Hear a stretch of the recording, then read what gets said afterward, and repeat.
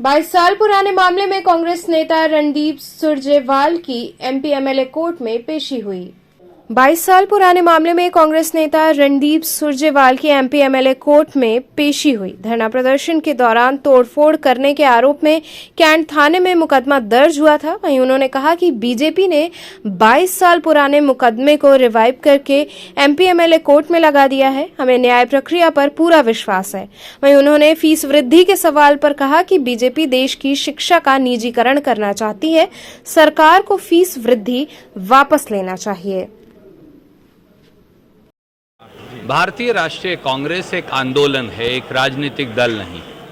भारतीय राष्ट्रीय कांग्रेस लोगों की आवाज़ है, इस देश की आवाज़ है।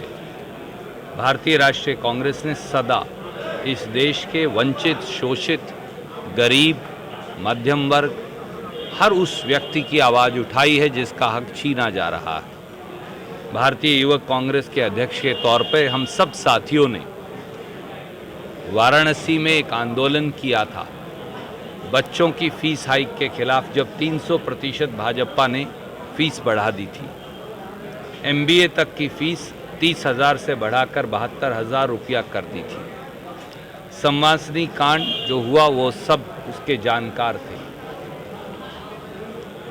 बुनकरों के ऊपर जो अत्याचार हो रहा था भाजपा शासन में, इन सब बातों के खिलाफ एक आंदोलन किया। 22 साल के बाद भारतीय जनता पार्टी ने उस मुकदमे को रिवाइव करके एमपी एमएलए कोर्ट पे लगा दिया है। मुकदमा बोगस है, हम ये अदालत में साबित करेंगे। हमारा अदालत की न्यायिक प्रक्रिया में संपूर्ण विश्वास है। आज भी भारत जोड़ो यात्रा में राहुल गांधी जी और लाखों करोड़ों कार्यकर्ता इसी लक्ष्य के साथ चल रहे हैं। 3,570 किलोमीटर कन्याकुमारी से कश्मीर तक 1,000 किलोमीटर से ज़्यादा पूरे हो चुके। नफरत को मिटाना है, भ्रष्टाचार को मिटाना है, बेरोजगारी और महंगाई जिसमें हर व्यक्ति पिस रहा है, जात और धर्म को छोड़ दें, तो उस सब को मिटाना है। भाजपा के पास हिंदू मुसलमान है, हमारे पास एक इनकलाब है।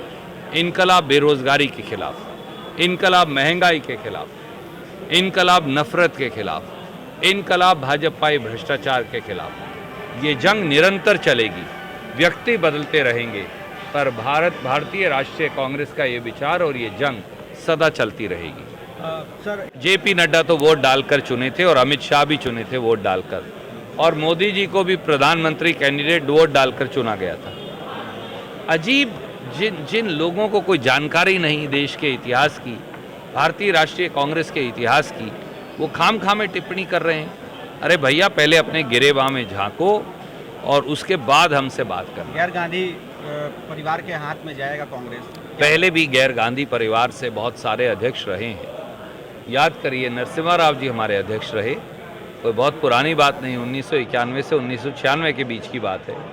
सीताराम केसरी जी हमारे अध्यक्ष रहे, और इस बार राहुल गांधी जी ने निर्णय किया कि न वो न उनकी बहन, और सोनिया जी पहले ही कह चुकी थी कि वो चुनाव नहीं लड़ेगी, तो उन्होंने कहा हमारे परिवार से कोई व्यक्ति चुनाव ही नहीं लड़ेगा, ताकि एक और व्यक्ति को मौका मिले।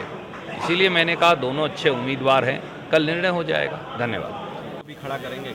भारतीय जनता पार्टी देश की शिक्षा को निजीकरण करना चाहती है, प्राइवेटाइज करना चाहती है, निजी हाथों में सौंपना चाहती है। मुझे बताइए, 1-1, 2-2, 5-5 लाख रुपया की फीस किस प्रकार से पूर्वांचल के लोग दे पाएंगे, उत्तर प्रदेश के लोग दे पाएंगे, देश के लोग दे पाएंगे?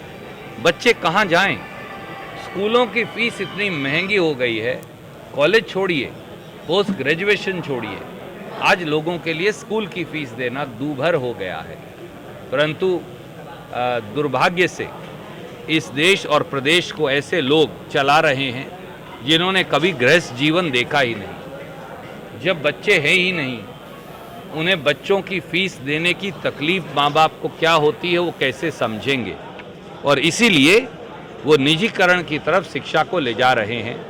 भारतीय राष्ट्रीय कांग्रेस की आवाज़ उत्तर प्रदेश में प्रियंका गांधी जी के नेतृत्व में हमारे एनएसयूआई युवा कांग्रेस के साथी लगातार उठाते रहेंगे। जहां हम सबके शामिल होने की आवश्यकता होगी, हम खुद शामिल होंगे, परंतु योगी सरकार को, आदित्यनाथ सरकार को ये फीस वृद्धि वापस लेनी चाहिए। अगर आपने गृहस्थ जीवन नहीं जिया तो आप कम से कम दूसरों के बच्चों की तकलीफ को समझें।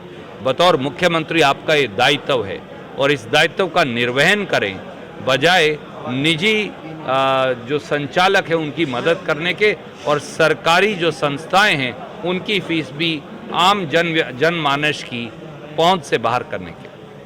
सर